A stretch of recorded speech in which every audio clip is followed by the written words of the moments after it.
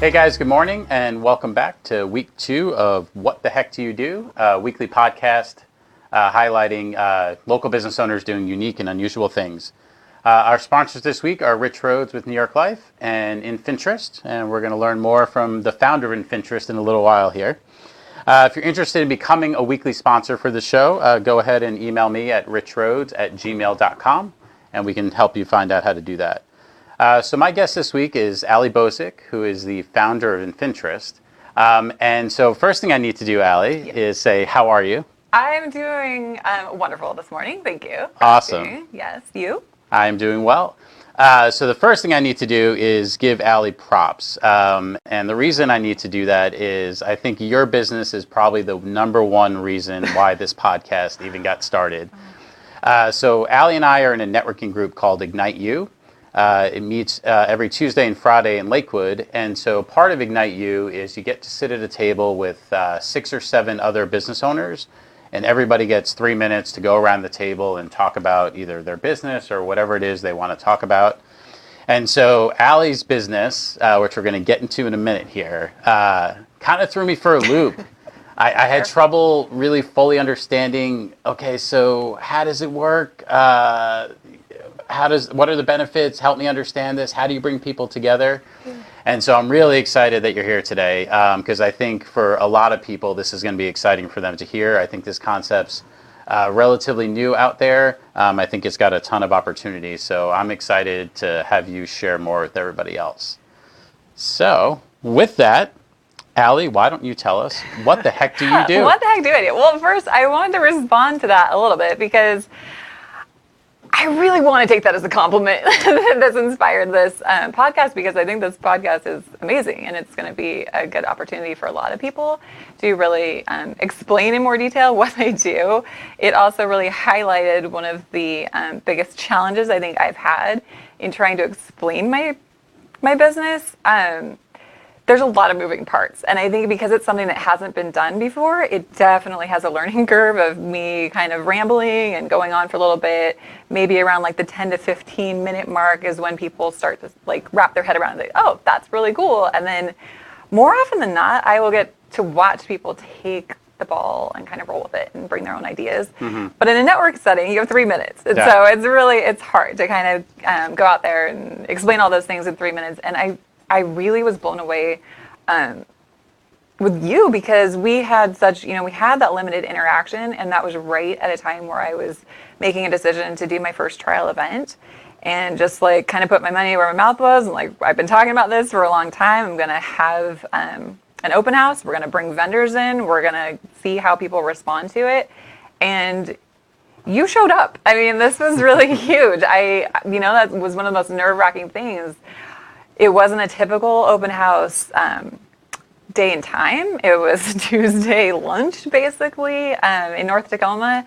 So trying to get people to show up was a little iffy, but the fact that you did take time out of your day to come and check it out really meant a lot to me. And I think it was a good jumping off point for us to start to build a relationship. And I did notice that a lot of the people that came to the event, that was like, that explained it way better than me trying to say it with words. But what the heck do I do? I have created a business that ideally will be essentially just a product. It's a platform that connects real estate brokers with local business owners who want to bring open houses to life by creating the pop-up shop experience inside of an open house. Okay. All right. Awesome. Yeah. So let's dive in a little more into that. So what gave you this idea? Sort of what was your inspiration for it? It came sort of out of nowhere. Looking back in my life, I have been in the shoes of all of the different roles. I am a real estate broker. I have experience hosting open houses. I've also been a small business owner. I currently am a small business owner, going to different trade shows or events, trying to build relationships and have exposure that way. I've been a home buyer, going to different open houses. I guess technically I never really have. Yeah, no, I have been a home seller. And I think having that moment of like, how do we get as many eyes on our property? How do we stand out from all the competition? Can be nerve-wracking as well. All of those pieces were there. It's not like something that I thought about day after day, but there was a really cool event at the Puyallup Fairgrounds. And Okay. this was about 2.5 years ago, and it was called the Pinology Market. So I saw this marketed on Facebook, and one of my girlfriends who has a business that I've known her for a long time and have wanted to support her, not only her business, but I really, really was inspired by her and how it wasn't only the product, it was her. And the way that people got to know her and her brand story and what it meant for her to be an entrepreneur and to be able to provide for her family really drew people to her. And I thought that was such a cool thing, that going to this Pinology market, she had a booth there. People could see her product, but they're building a relationship. They were getting to meet her. Okay. Maybe they bought a product there. Maybe they just went online and purchased that way. But I wanted to go and support her. And I totally have FOMO, like fear of missing out. Like, okay, this is a limited time opportunity. They're doing this market. All of these vendors supposedly were inspired by Pinterest, like Pinology.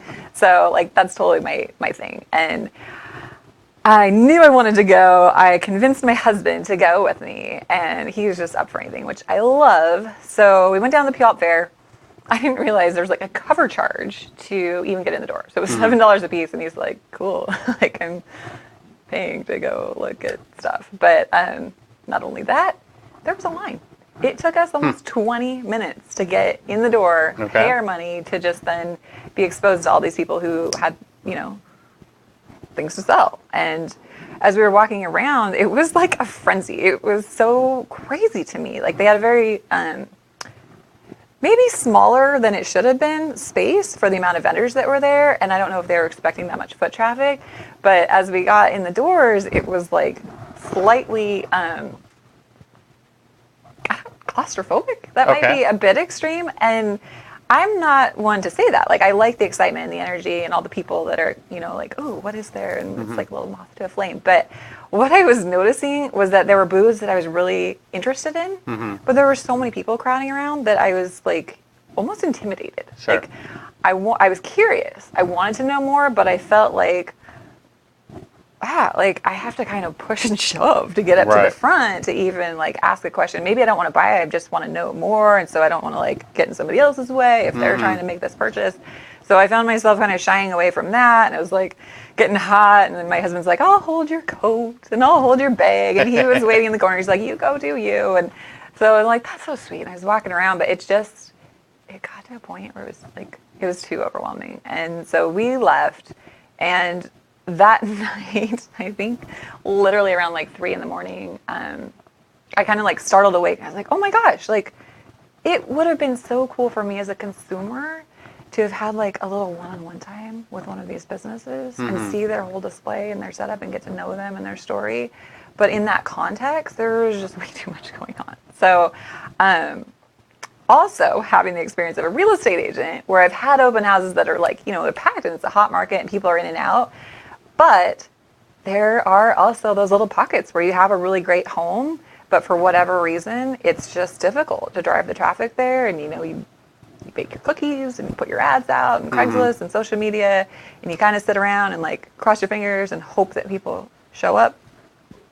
But you have this beautiful blank canvas, essentially. It's like a staged home, and it's just so gorgeous, but nobody's really coming and engaging with it. So the two ideas kind of melded together. I'm like, oh, if you could take one of these people, put them in that home, in a way, it actually allows, like I picture my girlfriend, she makes head wraps. I don't know if I'm allowed to say her name, but Desiree with Hearts and Pearls. I think she has a fabulous business.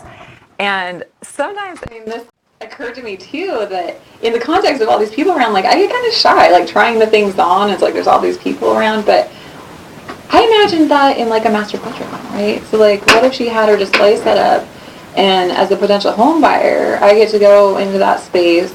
It's set up all cozy and beautiful. I can try on her things in a more intimate experience, and literally imagine like, oh, if this was my room, I'd be like getting ready in the morning. What would that feel like? But I'm getting to connect with her in a more authentic way. So, of course, I woke up my husband. Like, guess what? I had this really good idea. He's like the sweetest. And literally in his sleep, he was like, that's a great idea. That's so great, honey. Tell me in the morning. Right. Okay. But I couldn't sleep because I was just so excited. And it wasn't even a business opportunity. It was just selfish as a consumer. Like, I wanted to see that. So it wasn't until the next day when we processed, I'm like, oh, what if this was a business where we created an opportunity for these people to connect with each other and create amazing open house experiences. Very cool. I love it. Yeah, Yeah, I think you hear that a lot. The best ideas are sort of just, it's the combination of two things that are kind of disparate. I think there's a concept, there's a book out there called The Medici Effect, where it's basically like that. When this universe over here of like sneakers meets this universe of like, something completely, refrigerators, and somehow those two things come together. And so it kind of feels like that where. What is that? Sneakers and refrigerator? It's just this idea that like if you have these two sort of random concepts that don't seem to relate, but then like you sit down and you actually try to make them relate, you can end up finding some crazy idea that nobody ever thought of before by making these two things. So when you think about real estate open houses, I think typically it's about the house, right? Yeah. And if you go to like a vendor pinology type thing, it's about the vendor. Right. But then you mash them together and suddenly you're like, all right, maybe we're onto something here. Yeah. Okay, so so the base vision is you have, how many vendors would you say you would have pop-up shops in any open house? Well, my goal, and this is probably the therapist side of me, is to keep my opinion out of it. I would like it to be market driven. Ultimately, this is all going to come down to the home seller working with their broker to really curate. They're curating a very specific, unique event for their listing. So you might have a starter home that's smaller in square footage and there's really only room for one vendor. Okay. And maybe that vendor is even like an outside vendor. So you kind of have that engagement outside the home, but then when you step inside, it's like it's not overcrowded. But you might have a larger listing that's more sprawled out. And there's multiple bedrooms, multiple, maybe there's a den and a family room and all these different components where it really makes sense to go in and, oh, you know what? We're going to bring a local caterer into the kitchen, but we're also going to bring an amazing local photographer and have them set up in the family room with the beautiful fireplace and maybe do little like mini shoots, like, hey, come on in, bring your kids, we'll do a little quick photo session. We'll send you the photos, but it's like a way for them to give a little tease of what they're like to work with. Sure. But building that exposure, I don't think I would ever judge. I mean, I think the home seller knows their listing best and working with the expertise of the broker to say what is going to be that right fit of a synergistic effect. So nothing's competing. It doesn't feel crowded. It just feels like these things are complementing each other. Okay. So your vendors are set up in a way where they're not interfering with the flow of the home, the opportunity to view the home, but they're creating sort of this immersive experience where are you finding it's helping people maybe stay in the house a little longer if there's smells or there's food? So are buyers hanging out longer? Yeah, that is like, okay, I haven't technically done, I did do a little bit of research on this, but I know there's research out there showing like the longer someone spends on a website, the more likely they are to become a customer. Okay. So I've tried to like find the supporting data to show, which is out there, like this was more related to like a shopping experience at Target or something. Like the longer someone spends in the store, they're gonna end up putting more things in their cart, and it's a larger purchase at the end. So the same idea I think holds true, that not only the longer someone spends in that open house, it's the more opportunity to build a relationship. It's a bigger opportunity to connect with the broker, but the broker isn't there to like this sounds bad because I'm a broker, but it's like people know, you want that client. So that's why I'm like interested in you. But if we have that third party that we're forming a mutual relationship over somebody else, I think it just feels like a more organic connection. And everybody, I keep using the word wingman. I feel like everyone is each other's wingman, right? Like the businesses are there. Of course, they want to build relationships and sell a product, but they also want to be sure to say like, check out the features of this house, right? Like this is an amazing house, and Natalie, the broker here, like she's been a dream to work with. And I really I want to introduce you to her. She's been so great. So they're kind of bouncing off each other, and it creates a more engaging experience. You're spending longer, forming more authentic relationships. At the end of the day, even if you're not maybe in the market for a house right at that moment, maybe you just came to see a vendor, but you have a relationship with that broker now. And so maybe through that conversation you realize like, I'm not looking to buy until like 6 months, a year out, but that broker is top of mind. And that is something that will carry forward. At the same time, the longer they're at that listing, the last time they're at another listing. So Right. it really helps. Form that I think you really hit the nail on the head with the tangible and the sensory memories, like Sure. having a home that has good smells or something you can touch and engage with, or maybe I've talked to like musicians, right? Like, you know what? I think it'd be really cool to just have a little like maybe they're playing their guitar and singing in the family room, right? Like it could be anything, but the goal is to touch on as many sensory experiences as possible.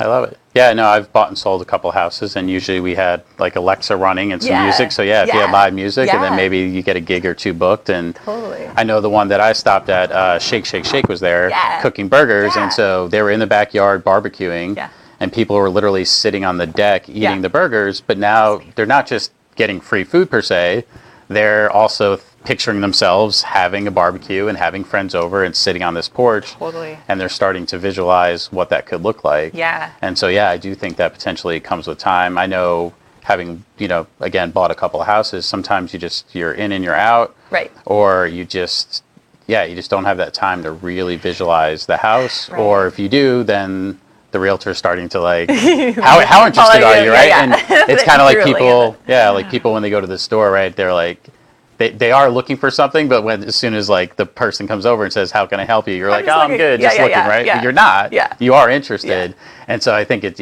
a neat concept to be able to engage with somebody other than the realtor. Yeah.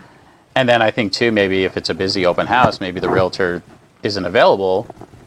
In some cases, you might be like, let's just go. But if you're able to sort of stay engaged with the house through the vendors, then the realtor becomes available after answering someone else's questions. Then they can come over and talk to you. Yep. That's a huge part of it. And I'm guilty of that. As a consumer, I do get a little nervous. Like, as soon as someone comes over, like, "Oh, what exactly are you looking for? What can I help?" And it's like, I feel like you're trying to sell me something. And so I just I have this aversion to it. But that carried through as a broker. I have that fear running through my head if I don't want to be perceived as someone who's just after a sale. Yeah. And so for me, this was really comforting. It was a way to say, like, you know what? Actually, I am good at what I do, but I also care about the local economy and bringing other people up with me. And I feel like that just resonates better. Like, I can connect with someone and build that relationship if I don't feel like I'm just trying to sell myself. But I'm really trying to make it a win for everybody. And I felt better. Awesome. So, Yeah, so if the house has, I talked about this previously, so if the house has something really cool going on, like a nice modern kitchen or something like that, then you maybe want to bring in a vendor that supports that, right, or accentuates that and helps people visualize themselves cooking in the kitchen. So what if the house has something maybe that's less desirable, or we'll call it the biggest opportunity for the house, whether that's a non-renovated kitchen or, maybe the roof is, needing some repair or maybe replacement, or the backyard. So talk me through maybe the vendors that might help. Yeah, I love that it works both ways, because I think it's hard sometimes to visualize. And when you're in that, you're trying to look at the house and look at the pros and the cons, and sometimes if there's a barrier, it's like, barrier, like, got to move on to the next thing. And it's hard to really work through the steps of what it would take to overcome that barrier. And I think sometimes, if you have a great broker, they can say, like, okay, we realize there's an issue with the roof. Here's a card for a guy. And it's like, okay, great. What do we do with the business card? Like, sure, on to the next. But instead of the card, if it's the guy and he can actually, I really do believe that people are their own best salesmen, and it is more about building that relationship. He can establish that connection and say, look, this is what I do for a living. This roof needs da-da-da-da-da. This is probably the price range you're looking at.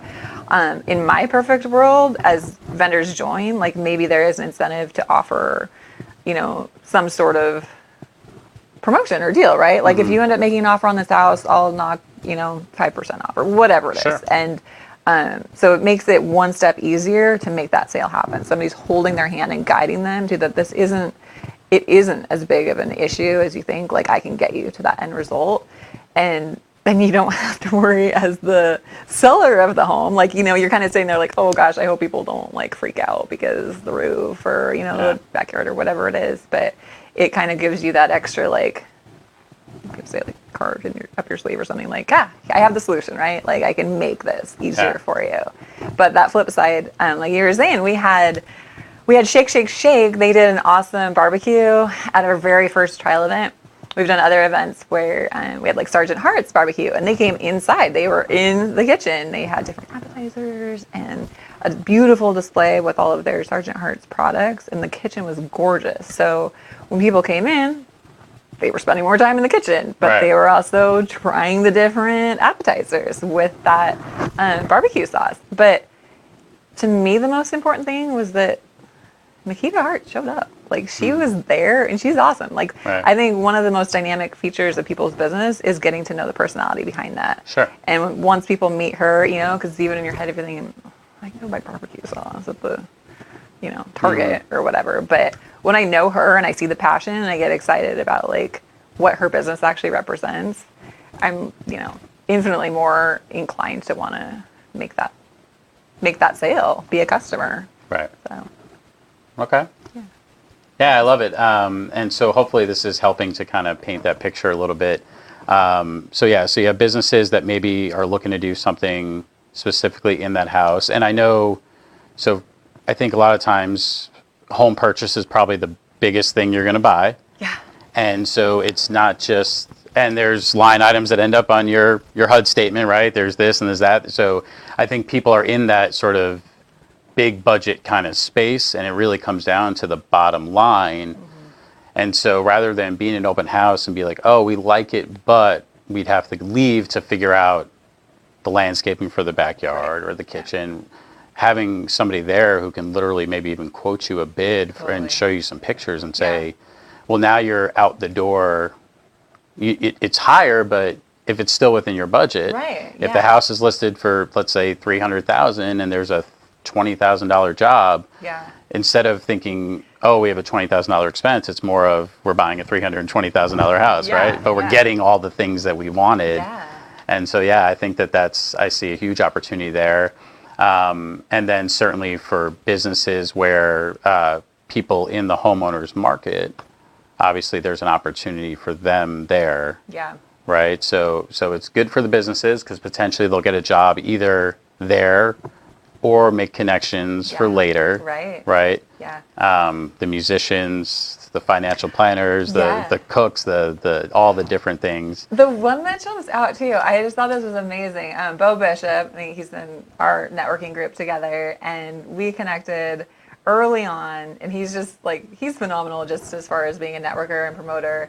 I really appreciated his enthusiasm for the idea and his willingness to just like show up and try it out. And he was at our very first event, but he was explaining to me, actually I heard him explaining to other business owners that the potential for him, like you said, it's not necessarily that it's going to be for that house, but what he's looking at is when there's an open house, brokers typically invite the whole neighborhood. Like, they want as many eyes on, they want people to come through and see. He's now having a really organic way to meet a whole neighborhood, right? So maybe this person isn't coming because they want to buy the house, but what he did is he structured a little like mini educational lesson. So even as a broker, like, I'm not an HVAC expert, right? So like having him there to have people walk through and he's like, this is what you need to look for, and this is what this means. And it's like, oh my gosh, he's providing so much value, but that's what he loves doing. And so they can go back and it's like, well, I'm not buying this house, but I've got an issue, you know, like now I know this guy and he's just reached an entire neighborhood, but even beyond that, people that were coming to look at the house too. So, Yeah, so that's Bo Bishop with Draft Air Mechanical. Throw him a free set. Bo's amazing. actually also, he's a cool dude, but he's got this big, awesome beard to go with his bald head, and he's actually raising money for the American Cancer Society, and his top donor, if he wins a contest, will get to shave his beard off. So I'm actually continually donating to his cause. So feel free to donate to his cause, Bo Bishop, American Cancer Society, and we'll get that beard shaved off in a very public way. Maybe we'll come here and do it if they don't mind. But that's a great story, and I think that helps people start to really picture like all of the opportunities. And I know for me in my business and just meeting other people, those who educate about what they do, that's one of the best ways to build trust. And it may not be that transaction today, but it may be that referral 6 months from now. So we've got advantages for the vendors. They've got a captive audience. And an audience that you know they're in the market to buy a home. I know there's some people maybe just look at open houses because they're bored. Also true. So you have this captive audience and you understand them. And so as a buyer, you have maybe you're getting some of the needs addressed related to that home, Totally. or you're just making a good contact, or you're just hanging out in the open house and starting to visualize, which maybe without that opportunity, maybe it was your house. You just didn't stay long enough Right. because it was crowded or whatever. Yeah. But if you're able to be, I don't want to say distracted, but if you're able to be engaged with yeah. somebody for a little bit, Yeah. then all of a sudden you might see something. And so maybe you don't brush over that house and you do hang out a little longer. And I think you've covered it. So my initial question was, what does the seller get out of this? Yeah. So I'm going to ask it anyway. Yeah. I think you've kind of hit on it. Yeah. So talk to me through why a seller would Yeah. benefit from having people potentially selling other products when their goal is to sell the house. Yeah. I think that was the one thing where I was like, what's the advantage for them? So maybe talk through your vision for the advantage for the seller. Yeah, I think that's probably the number one question I get from people where they're like, yeah, why would a home seller want all these random people trying to sell things in their house, right? Like, they don't care about that. They just want somebody to buy their house. And they, the people that ask the question, they've never experienced it, so they're trying to wrap their head around it, but it's like these seem like competing things. And my vision for this is really actually to put the seller in the driver's seat. And the way that Ranger Dave Massis, has helped structure my website is so that once you register as a business owner, that profile is visible even if you're not an Infinterest member. So if I'm maybe on the fence, I'm thinking about selling my house, and I go to the Infinterest website, I can start to search through those business categories and think like, oh my gosh, here's my home. Here are the things that I would really want to make it like special. And so that I feel like my listing is going to stand out from like all the other listings in my neighborhood because I'm giving people a motivation. I'm giving them an extra reason, to come check it out. So maybe they were like, there's 10 other open houses and we're going to try to fit all these things in. And, really what is like driving you to go to one versus another. Whereas now you have the businesses who are also promoting the event. Mm-hmm. So if I'm a vendor at the event, I'm going to reach out to my whole client base and say, come and check me out. I'm doing this limited, this pop-up shop experience at this listing with this fabulous broker. We're bringing more foot traffic in. Mm-hmm. And maybe they are just coming to see the vendor, but that's an opportunity for them to, once you're in a house, the wheels start turning, right? Sure. It's like, maybe I don't need this, but like, God, my friend who lives over, a couple of cities over, she was thinking about maybe moving to this area. Like, this could be really, really cool for her. Mm-hmm. But you're building that relationship with the broker too, who can help then kind of hold your hand and say like, okay, this isn't for right now, but like, what are your long-term plans? And you have that person top of mind. For the seller, I mean, their ultimate goal is to get the highest price, right? Like, the more eyes on that house and the higher the perceived value. And I think this is huge too, because if you have a listing that, like, if there's 10, but your listing it's an event and there are people that are excited and you're seeing all these people go in and they're having a good time and they're staying and they're eating and listening to music. Right. The perceived value goes through the roof. Yeah. Right. And now like you're thinking, oh, well, that person seems interested in the house. Like I might actually have to step up my game if I'm going to make an offer. The home seller sitting back like, yay, like all these people are really appreciating my home and getting to having fun in it, having fun, getting to picture like what it would really be like to live there. Okay. But at the end of the day, that's just going to equal more dollars for them. So awesome. Yeah. All right. Hopefully that clears up the misconceptions about it, because I think it all makes sense. It's kind of a win-win-win, it seems like, for really everybody. Yeah. Including you, right? So win-win-win, wins all the way around. Yeah, totally. So if somebody's interested, whether they're a seller or a realtor or a business, what's the best way to engage with Infinterest and get involved? Totally. So we actually just went live with our functional website a few days ago. So there's still some things that we're trying to fine tune, and really at this stage, we're trying to get feedback. We're trying to really dial in like what that experience is and make sure it's positive for everybody. We are looking for guinea pigs, if you will, like free trial members.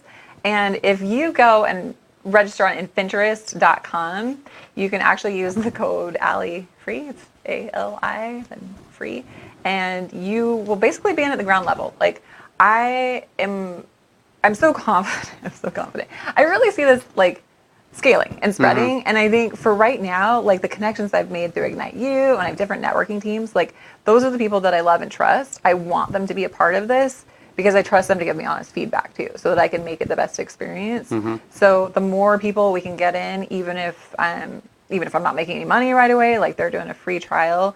But my goal is to have as much footage of those experiences as possible. I'd like to be doing Facebook Lives at these events, really promoting the businesses that are there. I have a videographer that I work with. We're trying to do as many professional videos with that too to get people excited about it. But Infinterest.com, you can register as a broker, you can register as a business owner, and your profiles will be public facing instantly, but it also gives you that opportunity for the brokers to reach out and message directly to the vendor and say, like, please, Perfect. you look awesome during our open house. So, Awesome. Yeah. Yeah. So right now it's free. So Right now great it's opportunity to get it on the limited ground time, floor. yes, but And then when this takes off and there's a monthly subscription fee, you'll have gotten in on the ground floor and you'll be able to tell all your friends how cool you were because you got in on this idea. Totally.